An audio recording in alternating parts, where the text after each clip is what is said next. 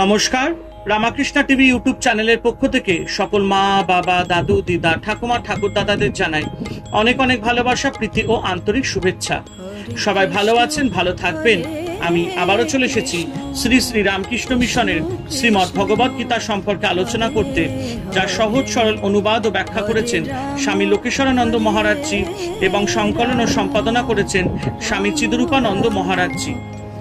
আজকে আমরা আলোচনা করব শ্রীমদ্ ভগবদ গীতার থেকে ষষ্ঠ অধ্যায় ধ্যান যোগ থেকে সপ্তম এবং অষ্টম শ্লোক। প্রথমে আমরা আলোচনা করব সপ্তম শ্লোক। জিতাত্মনা প্রশান্তস্য পরমাত্মা সমাহিতা শীতোষ্ণ সুখ দুঃখেষু তথা মানাপমানায়। অর্থাৎ জিতেন্দ্রিয় এবং প্রশান্ত চিত্ত ব্যক্তি শীত উষ্ণ, সুখ দুঃখ, মান অপমান প্রভৃতি সর্ব অবস্থায় পরমাত্মায় অবিচলিত ও সমাহিত থাকেন। জিতাত্মনা, যিনি আত্মাকে জয় করেছেন, অর্থাৎ যিনি নিজের অন্তরের শক্তি সমূহকে জয় করেছেন, তিনি জিতেন্দ্রিয়। শরীর, মন ও ইন্দ্রিয় সকল তার বশে। আত্মসংযমের দ্বারা তিনি নিজেকে জয় করেছেন। এমন ব্যক্তির মন প্রশান্ত, কোনো বিক্ষেপ নেই, শান্ত স্থির। তিনি দুঃখে উদ্বিগ্ন হন না, সুখেও তার কোনো স্পৃহা নেই। সংসারের কোনো কিছুর প্রতি তার কোনো রাগ বা আকর্ষণ নেই, আবার কোনো কিছুর প্রতি বিকর্ষণও নেই। ভালো মন্দ, ধর্ম অধর্ম, শীত গ্রীষ্ম, সুখ দুঃখ, মান অপমান এগুলি পরস্পর বিরোধী বস্তু। একটিকে নিলে আরেকটিকেও নিতে হবে, দুই ভগবৎ পথের বাধা। একথা জেনে তিনি উভয়কে ত্যাগ করেছেন। সমস্ত দ্বন্দ্বের অতীত তিনি, সব দৈত্য বুদ্ধি তার লোপ পেয়েছে। তিনি সুখকে যেমন আনন্দে গ্রহণ করেন, দুঃখকেও সমানভাবে গ্রহণ করেন। তাই সুখে তিনি উল্লাসিত হন না, আবার দুঃখেও মুসুরে পড়েন না। কারণ সুখ দুঃখ তার কাছে আলাদা কিছুই নয়, একই টাকার এপিঠ আর ওপিঠ। কেউ তাকে সম্মান করলেও তার মাথা ঘুরে যায় না, আবার অপমান করলেও তিনি অসন্তুষ্টও হন না। সবেতেই শান্ত, স্থির, নির্বিকার, দ্রষ্টা যেন। এমন ব্যক্তির মন পরমাত্মায় পূর্ণ প্রতিষ্ঠিত, সমাহিত। যতক্ষণ আমার কাছে দুই বোধ আছে, ততক্ষণ ভালো মন্দ, সুখ দুঃখ, মান অপমান বোধও আছে। আমি দুটোকেই জয় করেছি, কেবল আমি আছি, আমার আর কেউ নেই। আমার কাছে এ জগৎ নেই, আছে শুধু আমার পরমাত্মা। সেই পরমাত্মাতে আমি ডুবে আছি, তার সাথে মিলেমিশে আমি একাকার হয়ে আছি। পরিবর্তনশীল বাহ্য জগতের মধ্যে থেকেও আমি অচঞ্চল প্রশান্তি অনুভব করছি, পরম সত্তাকে উপলব্ধি করছি।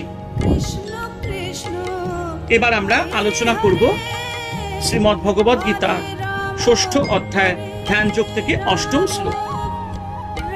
জ্ঞান বিজ্ঞান তৃপ্তাত্মা কুটস্থ বিজিতেন্দ্রিয় যুক্ত ইতুচত্তে যোগী সমালোষ্টাস্ম কাঞ্চন। অর্থাৎ যিনি শাস্ত্রোপদেশ লব্ধ জ্ঞান ও আত্মজ্ঞান লাভে পরিতৃপ্ত, যিনি রূপ ও রসাদির দ্বন্দ্ব বিষয় নির্বিকার চিত্ত জিতেন্দ্রিয়, এবং যিনি মাটি পাথর ও সোনায় সমদর্শী, সেই যোগীকে যোগারূঢ় বলা হয়। আমাদের শাস্ত্র আত্মতত্ত্বের উপদেশ দেয়। শুদ্ধ বুদ্ধির সাহায্যে সেই আত্মতত্ত্বকে বোঝার নাম জ্ঞান। আর বিজ্ঞান হলো বিশেষ জ্ঞান, অর্থাৎ অপরোক্ষানুভূতি। মনন ও বিচারের দ্বারা আত্মতত্ত্বকে বোধে বোধ, অর্থাৎ উপলব্ধি করাই হলো বিজ্ঞান। জ্ঞান বিজ্ঞান তৃপ্তাত্মা। জ্ঞান বিজ্ঞান তৃপ্তাত্মা। জ্ঞান ও বিজ্ঞান দ্বারা যার মন তৃপ্ত। মন তো অনেক জিনিস নিয়ে খুশি থাকতে পারে, টাকা পয়সা অনেক হয়েছে, তা নিয়ে পরিতৃপ্ত। বিদ্যা বুদ্ধি মান সম্মান এসব নিয়েও কোনো তৃপ্ত, এসব নিয়েও মন তৃপ্ত। তবে আমরা জ্ঞানের সন্ধান করি কেন? কেন ঈশ্বর লাভ করতে এত ব্যস্ত হই? আনন্দ পাবো বলে। ঈশ্বর আনন্দ স্বরূপ, তাকে পেলে আমি আনন্দময় হয়ে যাব, আনন্দে আমার মন ভরে যাবে। তারপরে বলছেন কুটস্থ, কোনো রকম বিকার নেই, নির্বিকার চিত্ত। হয়তো চারিদিকে গন্ডগোল, ঝগড়াঝাটি এইসব হচ্ছে, বাইরে গোলমাল, আবার ঘরেও গোলমাল হচ্ছে, কিন্তু সবেতেই আমি নির্বিকার, নিশ্চল হয়ে বসে আছি। একটা পাহাড়ের চূড়া ও তার শীর্ষে আমি চুপ করে বসে আছি, নড়ছি না, এদিক ওদিক ছুটছি না। শ্রীরামকৃষ্ণ জাহাজের মাস্তুলের পাখির কথা বলেছেন। সব ঘুরে ফিরে শেষকালে ভাবলো, না, মাস্তুলই আমার নিজের স্থান, সেখান থেকে এক পাও আমি নড়ব না। এও ঠিক তাই, আমি স্বস্থানে বসে আছি, অর্থাৎ নিজের মধ্যে ডুবে আছি। বুঝেছি বাইরে কিছুই নেই, সব নিজেরই ভিতরে। বাস্তবিক গীতাশাস্ত্র কত মূল্যবান। শাস্ত্রের সব জটিল সিদ্ধান্ত আমাদের সামনে সহজ করে তুলে ধরেছেন। এ যেন ভগবান স্বয়ং এসে বলছেন, আমাকে খুঁজছো? এই তো আমি তোমার মধ্যেই। তারপর বলছেন, বিজিতেন্দ্রিয় সব ইন্দ্রিয়কে, কর্মেন্দ্রিয় জ্ঞানেন্দ্রিয় জয় করেছেন যিনি। জয় করেছেন মানে আমরা তো ইন্দ্রিয়ের দাস। চোখ বারবার এদিকে যাচ্ছে ওদিকে যাচ্ছে, কোথায় কি হচ্ছে তা জানার কি কৌতূহল। আসলে আমাদের শত্রু তো এরাই। আমি এই শত্রুদের জয় করেছি, ইন্দ্রগুলিকে আমি মুঠোর মধ্যে রেখে দিয়েছি। এরকম যে ব্যক্তি, তাকেই বলা হয় যোগী। যোগ মানে মিলন, আমার সাথে আপনার মিলন। আমি আর আপনি আলাদা নেই, এক।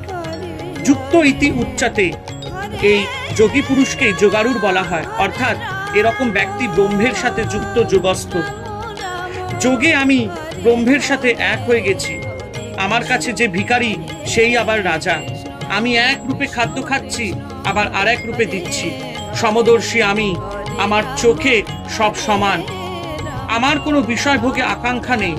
আমার কাছে এক খণ্ড মাটি বা এক টুকরো পাথর যা, সোনাও তাই, সবই এক।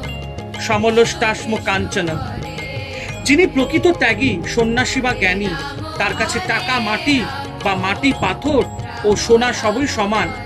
কিন্তু যিনি সংসারী, যার স্ত্রী পুত্র আত্মীয় রয়েছে, যার কর্তব্য কর্ম রয়েছে, তার অর্থের প্রয়োজনও আছে, কত প্রাণী তার উপর নির্ভর করে আছে, তিনি নিশ্চয়ই বেশি অর্থ উপার্জন করবেন, কিন্তু সদুপায় করবেন। সংসারে আমার কর্তব্য কর্ম আছে, অথচ আমি মুখে টাকা মাটি, মাটি টাকা বলছি। এটা প্রকৃত ধর্ম নয়, এটা তামসিক ভাব। কিন্তু অর্থের মোহ, বিষয়ের মোহ যেন আমাকে গ্রাস করতে না পারে, সেটি আমার বিচার। কথা হচ্ছে, অর্থ যার দাস সেই মানুষ। যারা অর্থের ব্যবহার জানে না, তারা মানুষ হয়েও মানুষ নয়। তাদের আকৃতি মানুষের, কিন্তু পশুর ব্যবহার। তাই ঈশ্বরের প্রতি, ত্যাগের প্রতি আমাদের একটা স্বাভাবিক আকর্ষণ তৈরি করতে হবে। তবেই আমি মোহ ত্যাগ করতে পারবো, সদুপায় সম্পদ উপার্জন করে সৎভাবে তা সংসারে ব্যবহার করব, সংসারের মঙ্গলের জন্য প্রার্থনা করব। তখন আমার মধ্যে প্রকৃত অনাসক্ত ভাব আসবে।